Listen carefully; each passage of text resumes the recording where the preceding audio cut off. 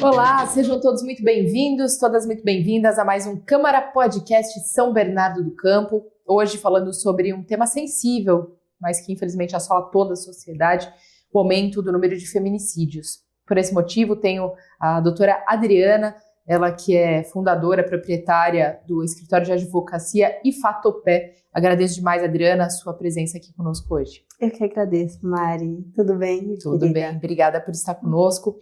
Adriana, fala um pouquinho pra gente, né? Dentro dessa atuação do escritório, claro, você como advogada atua em outras áreas também, mas a gente vinha conversando e você falava sobre a sua sensibilidade e também a sua simpatia por esse tema de mulheres que sofrem de algum tipo de violência, seja ela física, né, psicológica, enfim.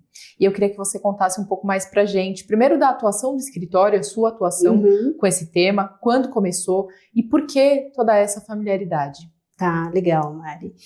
O escritório, ele já tem quase 10 anos, né, inclusive da minha formação.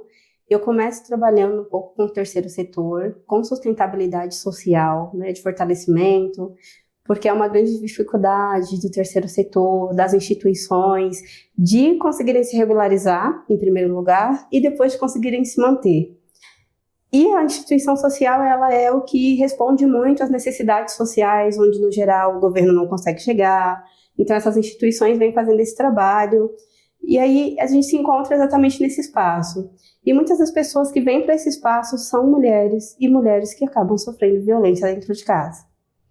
O escritório, ele se encontra nesse espaço de, além de fortalecer essas instituições para que elas consigam se manter, para que elas consigam atender a sociedade, para que ela consiga atender aquela população, também é atravessado por essas dores, né, por essas violências de mulheres que dependem dessas instituições, mas que estão em um ambiente de violência.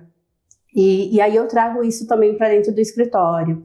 O escritório Ifatopé, ele não é um escritório que trabalha só em prol de se sustentar, de se manter, mas a cada número de pessoas atendidas no escritório, a gente abre um número de pessoas pro bono de atendimento e, no geral, são mulheres em situação de violência, porque exatamente por estarem nessa situação, elas não têm com quem contar, não têm de quem depender, não sabem para onde ir, não sabem o que fazer.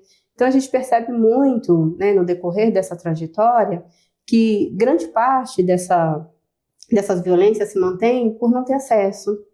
Né? Então, assim, para onde eu vou, o que eu vou fazer, o que eu posso fazer, para onde eu posso ir. Né? E o escritório, ele perpassa por esse espaço, né? De fortalecer essas pessoas, fortalecer essas instituições, para que ela consiga também fortalecer essas mulheres. Há quanto tempo você faz esse trabalho, né, de reverter parte aí, então, do que é arrecadado no escritório e destinar para atendimentos pro bono, em específico para mulheres vítimas de violência? Eu digo sempre que ele começou ao contrário, Mari. Ele começou sendo pro bono, porque eu sempre participei muito de instituições sociais, eu me formei através de uma instituição social, inclusive, então eu sempre tive muito enraizado no meu trabalho, o trabalho social.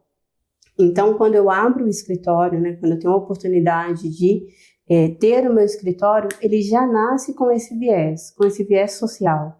Inclusive porque o direito em si, ele é feito para a sociedade, não o contrário. Né? Não é a sociedade que é feita para o direito, mas o direito deveria ser feito para a sociedade, não só para regulá-la, né? Mas também para manter uma dignidade mínima, para reduzir as violências, para pensar políticas públicas. Então, ele já nasce com esse nicho, né, com esse viés de ser social, até porque de onde eu venho, o direito não chega. Então, ele precisava chegar de alguma forma, e eu precisava ser uma ferramenta que fizesse esse direito chegar. E muitas vezes ele não vai chegar pelo dinheiro, porque essas pessoas não têm acesso financeiro para conseguir, muitas vezes, contratar um advogado, contratar, né, um profissional que possa auxiliá-lo. E aí, quando a gente fala, aproveitando, né, que você está trazendo esse viés social do escritório também, ou o viés social da própria atividade do direito em si, quando a gente faz o recorte do tema da violência feminina, do número de casos de feminicídio que tem aumentado, infelizmente, cada vez mais, existe um recorte dentro dessas mulheres vítimas, né? Se a gente traçar o perfil, infelizmente, são mulheres, geralmente, em sua maioria, negras. Exato. por que isso, né? Você que está muito próxima dessa raiz, né? Dessa raiz social, de onde grande parte dessa violência, muitas vezes parte, né? Não só, mas muitas vezes parte. Como você enxerga esse motivo? Isso, na verdade, é só uma resposta estrutural, né? Assim, quando a gente fala o porquê das mulheres negras, existem pesquisas de muitos anos antes de nós estarmos aqui falando sobre essa violência. A nossa sociedade ela é propositalmente estruturada para a violência da população negra, né? Tanto da mulher negra quanto do homem negro. Não é algo que aconteceu hoje ou que aconteceu há 10 anos atrás.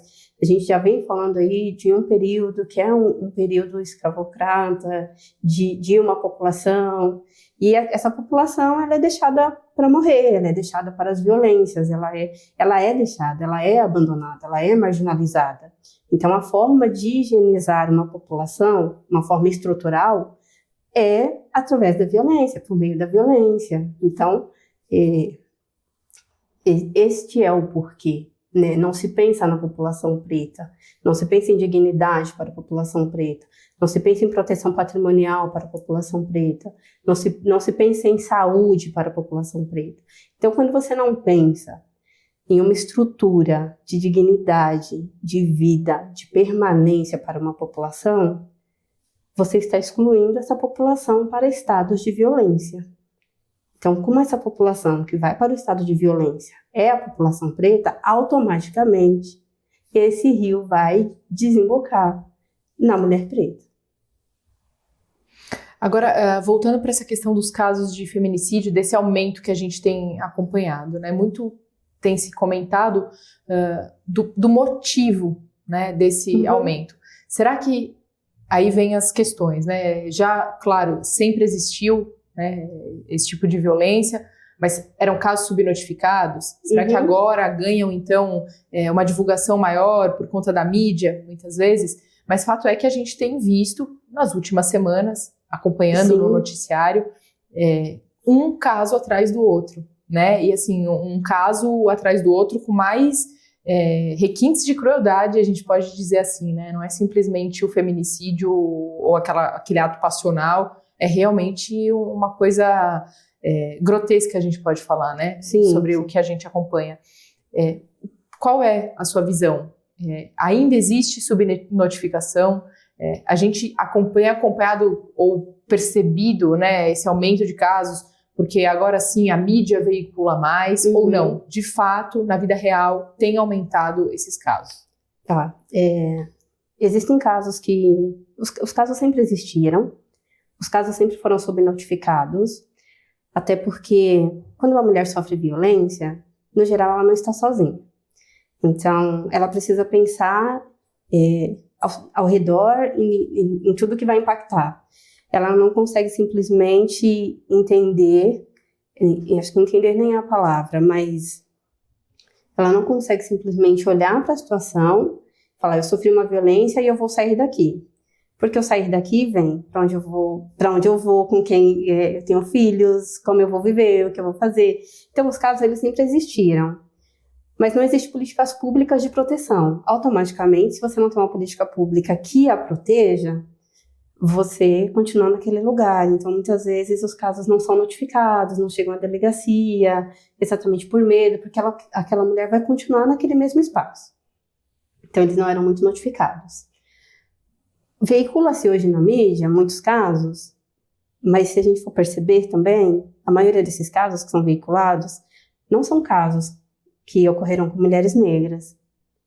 São casos de a pessoa que mora em Copacabana e, né, eu não estou desmerecendo o caso, pelo contrário, né, são todas nós vivas, e aí somos todas nós de verdade.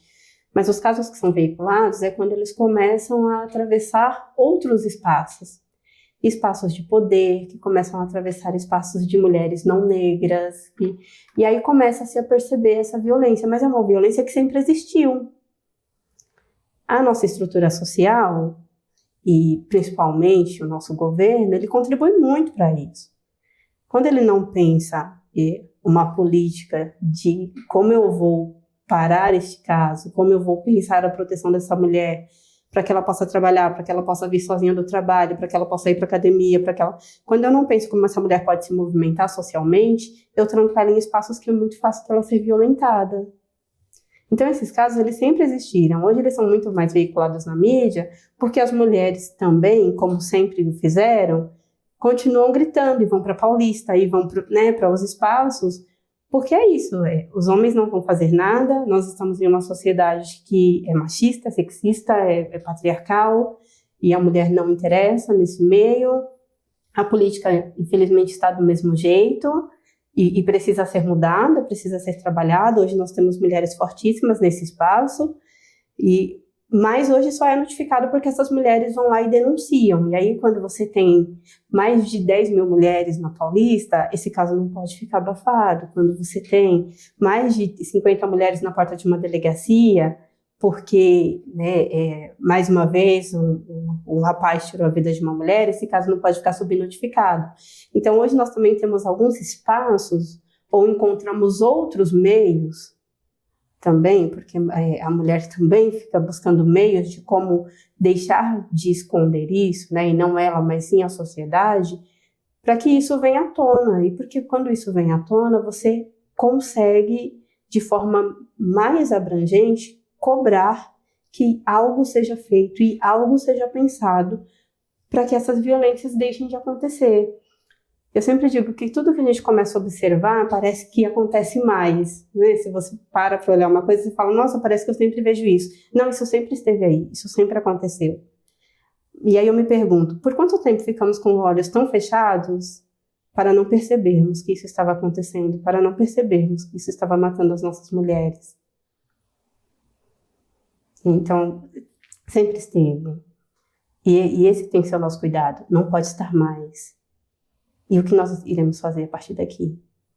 Quando você recebe essas mulheres, né? Quando esses casos chegam até você, ou você chega até esses casos, geralmente existe um contexto que você consegue perceber uma similaridade, ou seja, a maior parte desses casos acontece dentro de uma realidade, né?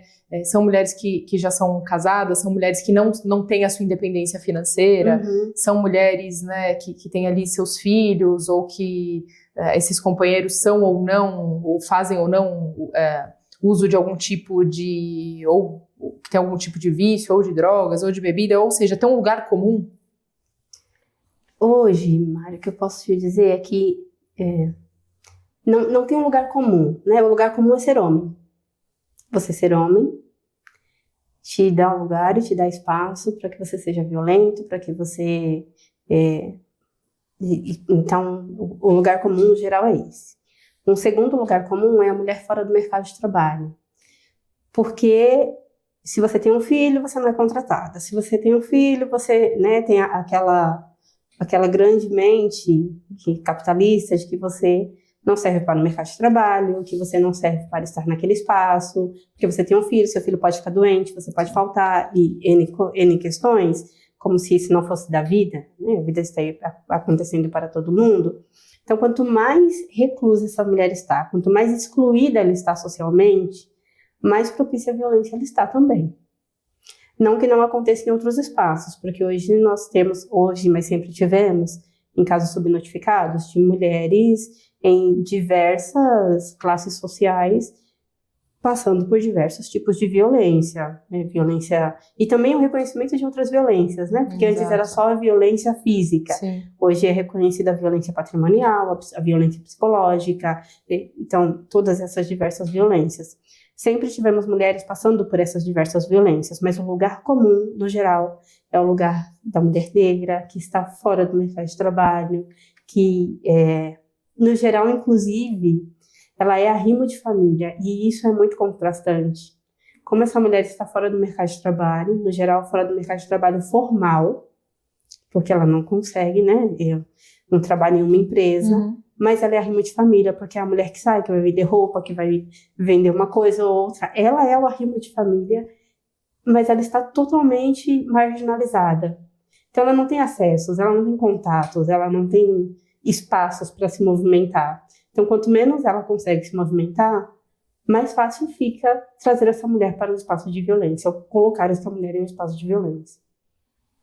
Como você tem percebido a resposta das autoridades a esse tipo de violência? Hoje ainda é bastante fraco, né? Eu diria bastante faltante, porque uma medida protetiva já não, apesar de ser necessária, né? Ela já não responde, porque você tem uma medida protetiva que é um papel e que até a polícia chegar na porta da sua casa já é mais uma vítima. As instituições, e aí a gente volta no terceiro setor, hoje são as que mais acolhem essas mulheres. Mas são instituições que não conseguem se manter, porque elas não têm ajuda governamental. No geral, são instituições que não são instituições regularizadas, são coletivos, e aí não conseguem receber um fortalecimento para conseguir manter essas mulheres e manter um projeto. Então, hoje, o poder público ele também precisa se abrir um pouco mais e sair um pouco da burocracia, de entender que, às vezes, não dá tempo de você fazer todo o processo, né, que você entende ser necessário para salvar uma vida. Então, a resposta hoje está muito distante do que a sociedade é ainda, de como a sociedade está colocada. Nós temos um poder público que quer trabalhar no formato X para uma sociedade que ainda está quando a gente vai falar do alfabeto, está no C ainda, né? Então, até você conseguir passar por todos aqueles processos que são caros, inclusive, para conseguir, às vezes, um investimento, um fortalecimento, para manter as pessoas trabalhando, ou manter uma casa que seja para esse lugar para onde essas mulheres vão, você já perdeu o espaço, você sabe, você já tem criança chorando, você já tem que não consegue se alimentar e N coisas. Então, hoje, o poder público, ele tem ideias muito boas. Eu digo que é a história da política pública. É feito por quem não passa pelo problema, pensado para quem passa pelo problema. Então, as coisas não se encontram, não é construída uma ponte. São construídas barreiras, e aí o poder público não consegue ainda chegar na sociedade. Adriana, se você tivesse que deixar uma mensagem, né, para mulheres hoje que são vítimas de violência e que, por um motivo ou por outro, não têm coragem de denunciar, não têm coragem de dar esse primeiro passo, e aí a gente volta mais uma vez no terceiro setor, porque boa parte dessas instituições acabam acolhendo, né, essas mulheres que vêm muitas vezes com os seus filhos, porque a partir do momento que essa mulher é vítima de violência, né, ela sai de casa, mas ela sai de casa com o filho, né, ou com os filhos no caso. E que mensagem você deixaria para encorajar realmente? Porque a coragem dessas mulheres é um outro ponto, né? Boa parte delas não tem coragem, porque tem medo até de que situação vai expor esses filhos, né? Para onde eu vou? Eu vou para a rua? Né? Eu vou colocar meus filhos na rua? Então... Exato. Acho que a primeira... É muito difícil a gente deixar um recado para uma pessoa que está em uma situação que não tem com quem contar. Mas se cerque de pessoas, porque você se cercar de pessoas também evita algumas violências. E também nos acordam para perceber algumas violências. Muitas vezes essa mulher ela já está em uma situação que ela já normalizou. E não é uma normalização é que você não percebe o quanto aquilo é violento, é tão normalizado às vezes onde você mora, que a gente começa a naturalizar, e quando essa mulher percebe, ela já está em uma escala de violência que é irreversível praticamente. Então, se cercar de grupos, se cercar de outras mulheres, se cercar de uma rede de apoio, em uma instituições de terceiro setor são espaços muito potentes que podem ajudar muito e trazer caminhos, acessos para essas mulheres, e a busca sempre pela independência financeira. Seja ela formal, seja ela informal, seja ela, né, no espaço e no formato que essa mulher puder e conseguir, ele é muito importante. Porque muitas vezes, ainda que essa mulher perceba que ela está em uma situação de violência, ainda que ela perceba a dificuldade de sair daquele espaço, o que a mantém ali é uma dependência financeira. E a dependência financeira, às vezes, não é porque ela não está trabalhando, é porque ela não percebe que ela está na violência patrimonial, então ela fala assim, não, mas eu não tenho dinheiro, mas ela trabalha, ela mantém a família, ela mantém a casa. Então se cercar desses espaços que vão te acordar, né, te acolher, te manter desperta, é muito importante, porque a qualquer sinal esse espaço e essa rede vai conseguir te trazer para dentro, para que você consiga pensar, porque a gente também precisa desse espaço de pensar, a partir daí do que fazer. Então, se eu pudesse deixar um conselho, né, se eu tivesse, inclusive, o direito de deixar um conselho, porque eu entendo que são situações muito difíceis, muito dolorosas, muito, né, que vêm também carregadas de muitas outras dores, inclusive, às vezes, de obrigações sociais que nem são nossas. Se eu pudesse deixar um conselho, seria esse.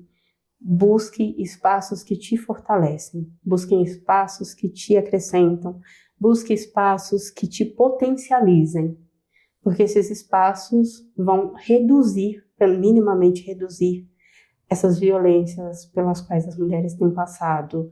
E também entender um pouco, né, assim, do seu direito, não se culpar pelo que o outro faz, né, de, eu estou colocando uma pessoa na cadeia. Não, você não está fazendo nada, você está se preservando, se protegendo. Então, esses espaços são, acredito que hoje, os melhores espaços para essas mulheres estarem para conseguir não ser mais uma vítima ou deixar de ser uma vítima, pelo menos. E, sobretudo, entender que, independente da realidade em que essas mulheres estão inseridas, violência ou nenhum tipo de violência é natural. Exato. É normal, nem deve ser normatizada, né? É porque você está inserida num contexto onde todas as suas vizinhas, a sua família, a sua prima, a sua irmã, a sua mãe passaram por isso, que isso é normal. E que você deve continuar nessa realidade. Exato. Isso que você falou, Mari, é muito real. Porque uma das coisas que a gente sempre ouve é assim, minha avó passava por coisa pior e tá aí, sabe? Mas tem impactos psicológicos que a gente não consegue mensurar. Ela está aí em qual condição? Né? Em que condição ela está aí? Ela, às vezes, nem está. Né? Por vezes, não está. Então, existe essa normatização também de minha mãe passou, minha prima passou, minha filha vai passar, e a sociedade é assim mesmo. Não, a sociedade não é assim mesmo. E ainda que a sociedade seja, você não precisa ser. Então, se você não é, porque nós sabemos que a nossa sociedade é estruturada para isso, se não está bom para você, o que conta na situação é você, e aí independe da classe social. Não normalize porque todo mundo te falou que passou porque você tem que passar, não, você não tem que passar. Então, não vamos realmente normatizar. E eu acredito que a nova geração tem trazido muito isso. Essa é uma parte também muito boa. Nós temos discutido muito mais essas violências, temos tido espaços para falar dessas violências, de coisas que antes as pessoas falavam assim, não, isso é normal, é assim mesmo. A nova geração ela vem trazendo isso, né? De, não vou passar por isso, não vou aceitar isso, vamos discutir isso.